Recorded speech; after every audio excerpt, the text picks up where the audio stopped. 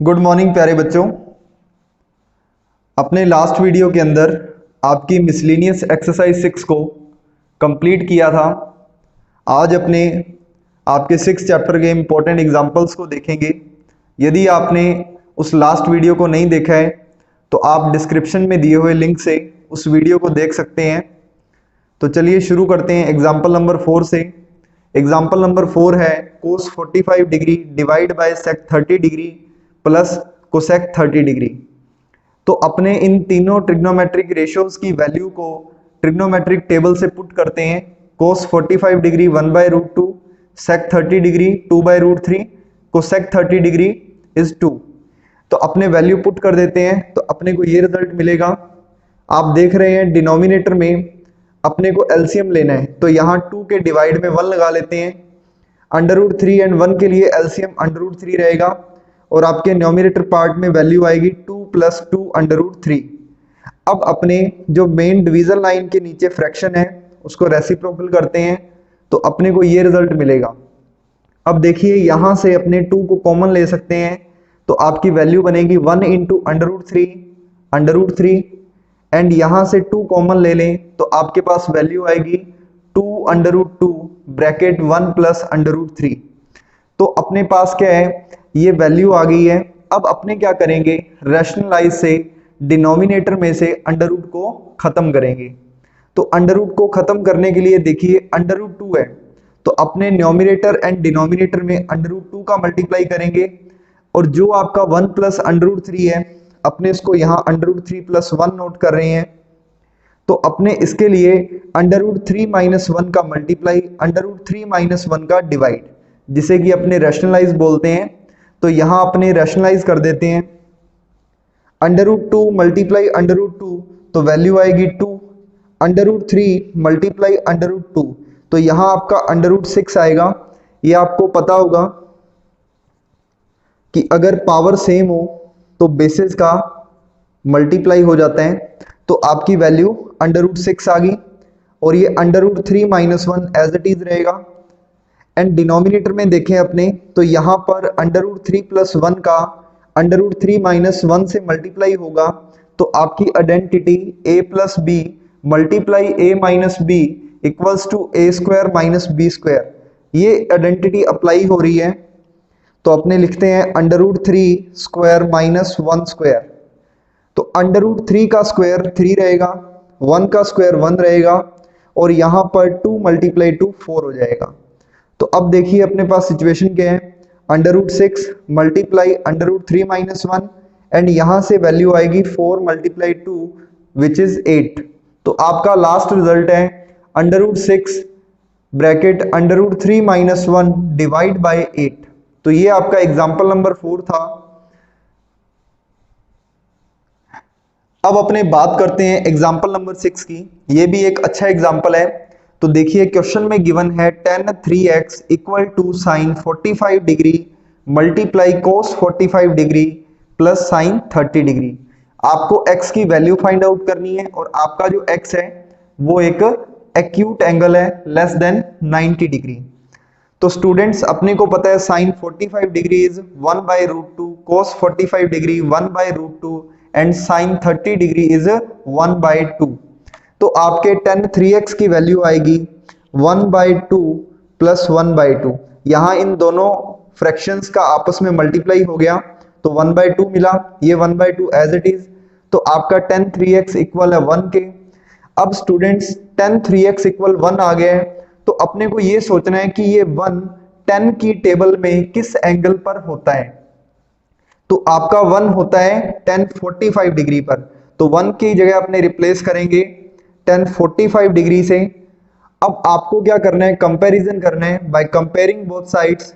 This 3x = 45 degree, so value of x is 15 degree. तो ये अपने पास x की वैल्यू आ गई है। ये आपका एग्जाम्पल नंबर 6 था। अब बात करते हैं एग्जाम्पल नंबर 7 की। एग्जाम्पल नंबर 7 एक इंपॉर्टेंट क्वेश्चन है।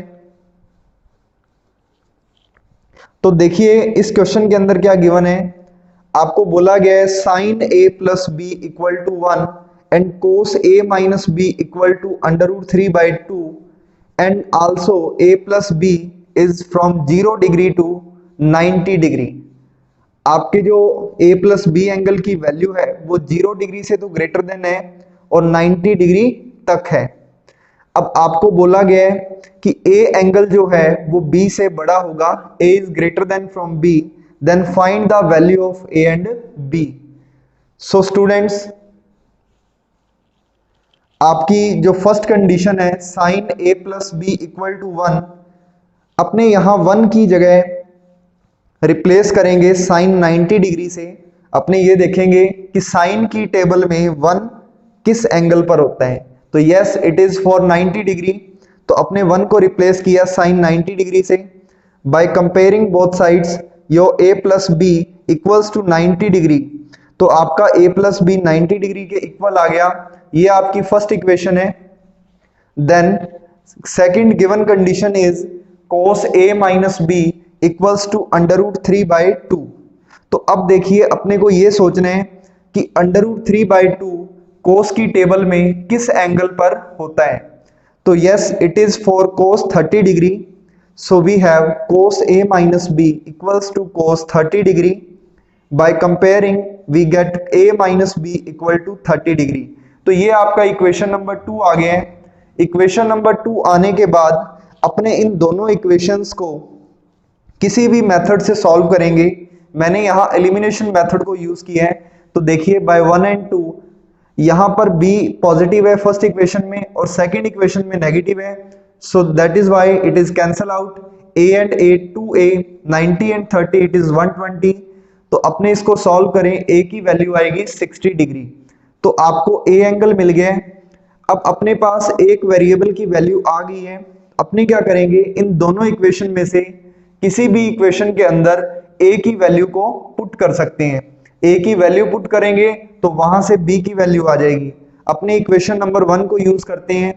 a plus B equal to 90 degree, value of a is 60 degree, 60 degree plus b equal to 90 degree, so b equals to 90 minus 60 it is 30 degree. तो आपके b की value है 30 degree. तो students अपने को a and b find out करना था, ये अपना फाइंड आउट हो गया है। ये आपका एग्जांपल नंबर 7 था। अब अपने बात करते हैं एग्जांपल नंबर 8 की। एग्जांपल नंबर 8 के अंदर बोला गया है sine 30 degree plus tan 45 degree minus cosec 60 degree divide by sec 30 degree plus cos 60 degree plus cot 45 degree. तो अपने को इन ट्रिग्नोमेट्रिक रेशियोज को सॉल्व करके वैल्यू को फाइंड आउट करना है। तो देखिए आपके पास ये जो 6 ट्रिग्नोमेट्रिक फंक्शंस हैं, इनकी वैल्यू को अपने ट्रिग्नोमेट्रिक टेबल से पुट करते हैं। साइन 30 डिग्री इसकी वैल्यू 1/2 है, tan 45 डिग्री इसकी वैल्यू 1 है, कोसेक 60 डिग्री इसकी वैल्यू 2/√3 है, सेक 30 डिग्री 2/√3, कोस 60 डिग्री 1/2, कोट 45 डिग्री 1। तो अपने क्या करेंगे, आपके न्यूमरेटर एंड डिनोमिनेटर पार्ट में फ्रैक्शंस आ रही हैं, इनको अपने एलसीएम लेके सॉल्व कर सकते हैं। तो देखिए यहाँ ध्यान दें 1/2 एंड 1, इसको मैंने डायरेक्ट सॉल्व किया है because we know that 1/2 and 1 is 3/2। यहाँ भी आपका 1/2 एंड 1 3/2 हो जाएगा। अब अपने क्या करते हैं, इस 3/2 को रीअरेंज करते हैं, इस टर्म को अपने आगे लिखते हैं और इसको पीछे कर देते हैं। अब अपने पास कंडीशन है 3/2 माइनस 2/√3 डिवाइड बाय 3/2 प्लस 2/√3। तो स्टूडेंट्स अपने पास ये कंडीशन आ गई है। अब अपने न्यूमरेटर एंड डिनोमिनेटर दोनों टर्म्स में अलग अलग एलसीएम लेते हैं। आपका एलसीएम आएगा न्यूमरेटर पार्ट में 2√3 और आपके न्यूमरेटर पार्ट में नोट किया जाएगा 3√3 माइनस 4। तो ये आपका न्यूमरेटर पार्ट था।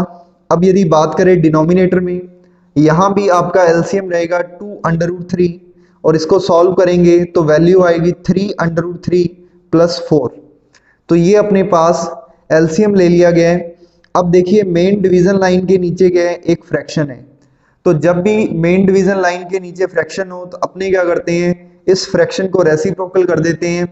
अब रेसिप्रोकल करने पर 2√3 कैंसल आउट विद 2√3। अब ओवरऑल जो कंडीशन बची वो है 3√3 माइनस 4 डिवाइड बाय 3√3 प्लस 4। तो स्टूडेंट्स अपने पास ये वैल्यू आ गई है।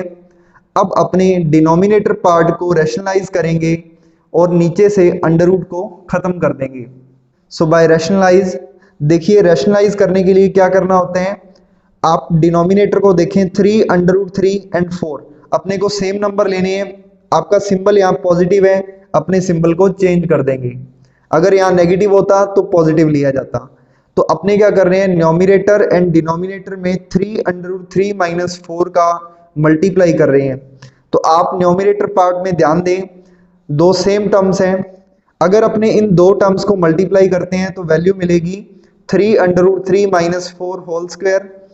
और डिवाइड में ध्यान दें तो अपने पास a plus B, A minus B identity लग रही है, जिससे वैल्यू मिलेगी a square minus B square. तो अब अपने न्यूमरेटर पार्ट में a minus B whole square open करते हैं और डिनोमिनेटर पार्ट के अंदर अपने a square minus B square को ओपन करेंगे। तो आपका a स्क्वायर क्या आएगा, 3√3 square plus B square, it is 4 square minus 2ab। So 2 multiply 3√3 multiply 4, और आपके डिवाइड में आएगा 3√3 स्क्वायर विच इज 27। तो देखिए जो 3√3 है इसका अपने स्क्वायर करते हैं, तो ये होएगा 3 स्क्वायर 9, √3 स्क्वायर 3, इट इज 27। तो आपके 3√3 का जो स्क्वायर है वो 27 है, 4 स्क्वायर 16। अब अपने इनको सॉल्व कर देते हैं। तो अपने इनको सॉल्व करते हैं। 3√3 का स्क्वायर 27, 4 स्क्वायर 16, इन टर्म्स को आपस में मल्टीप्लाई करेंगे। 2 3 जा 6, 6 4 जा 24, तो वैल्यू आई 24 √3 डिवाइड बाय 11। तो आपका लास्ट आंसर है 43 माइनस 24 √3 डिवाइड बाय 11। तो स्टूडेंट्स ये आपका एग्जाम्पल नंबर 8 था, जो कि आपका लास्ट इंपॉर्टेंट एग्जाम्पल था आपके चैप्टर नंबर 6 में से। अब अपने अगले वीडियो के अंदर आपका चैप्टर नंबर 7 स्टार्ट करेंगे।